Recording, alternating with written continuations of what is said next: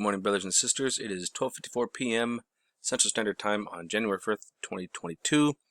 Hope the Lord is keeping you all well. I want to take notice that we have 19 hours of blackout. They even say blackout ended. 19 hours of absolutely nothing. But what I find the most interesting is that you can see like we were starting to get into some kind of an event here, and it looks like it died down and ended here. And we got the same on the charts here. Everything starts to go up. Everything was on an upward swing, and then they cut it off. And then when they turned it back on, it was coming down out of the event. So something happened within the last 19 hours from, let's see, 2200 UTC time on the 4th. That's very interesting.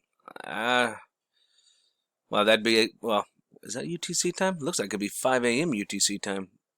This is kind of throwing me off, but no, it'd be about 5 in the morning UTC time. That actually makes sense. So 5 a.m. UTC time, they shut it off until 1400 on the 5th. So yeah, that's 19 hours. That's a long time. Gonna make you wonder, what happened during that time? Why did we have a blackout? This is our Russian model. Right here, now over here at our Italian model, we notice that there were a few spikes going on here. Very interesting, but what I find even more interesting, I mean, we can tell here, look at the geophone up here. The geophone was definitely sounding off some stuff.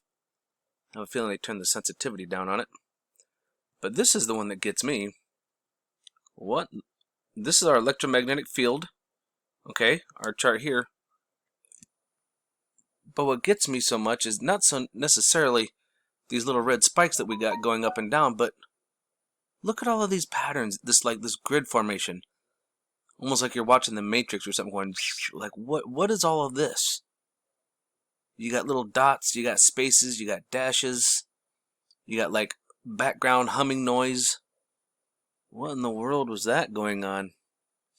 Then of course we've got these guys here, but it's not just them.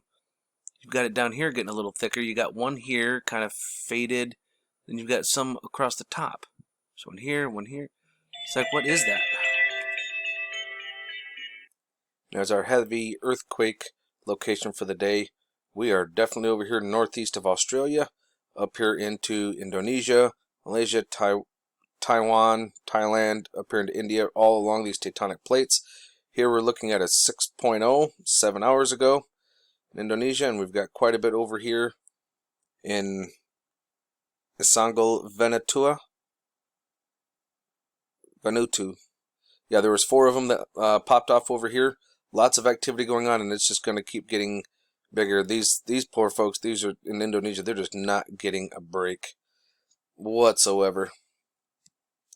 We had a 5.1 up here in Russia, and we had a 5.1 over here in Turkey. Now, we are starting to pick up in some seismic activity. We're going to be getting some solar winds that should be arriving here in the next probably 5 days or so, 4 or 5 days or so.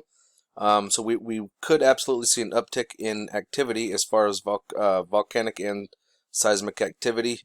And then as it releases, we'll see a little bit more. Looks like we got 2 of them over here. That was a 5.4 there in Russia. And then, oh, there's 2 of them right there. It's not giving me the smaller one, but that's okay. 2 of them in the same location. That's still, that's not necessarily a good thing. So let's check out LASCO. And at Space Weather Prediction Center, we are over here looking at LASCO C3. Once again, we got Venus coming on screen, and we actually have quite a few friends on this one. Looks like we got some kind of a signature trail here of something taking off on us. Uh-oh. We're missing an hour there from 2042 to 2142. And of course, we got ourselves a little friend right here. How you doing, friend? Oop, it's always good to see him. Them and others. I wonder if we're missing any other big jumps. Yeah, it's not looking like it right now.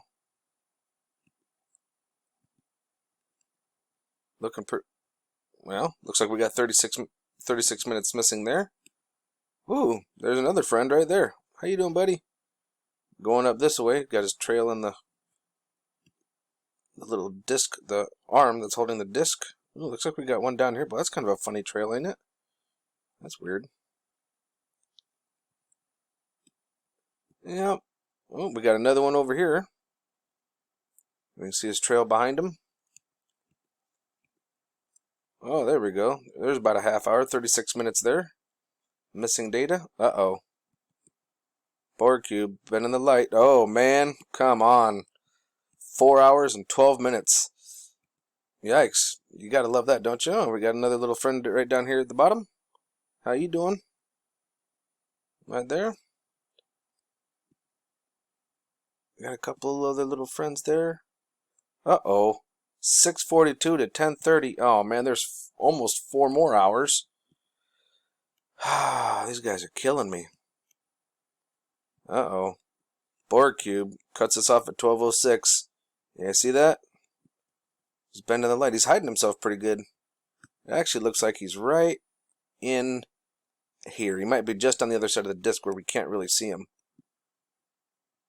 Because you can see, actually, it looks like he's right here. Because from here up, you can see it kind of bend on this side. And then it looks like it kind of comes over and then goes straight down. So let's see if we can. Yep. See that? He's right here. Found ya. And then over here on LASCO C2, I didn't really see a whole lot. We might have a couple friends over there, but nothing major. At least not in my opinion. That's as significant as LASCO C3. Oh, come on, you gutless bloody wonder. Just you can clearly see that we're missing the same amount of data over here when the time just kind of jumps ahead. Boop, boop. See? So, yeah, we're missing data over here in LASCO C2. Just a couple of little friends and nothing major that we can see over here. But I will keep you guys updated. Stay safe. And you guys have a good one. And remember, love is the only way forward.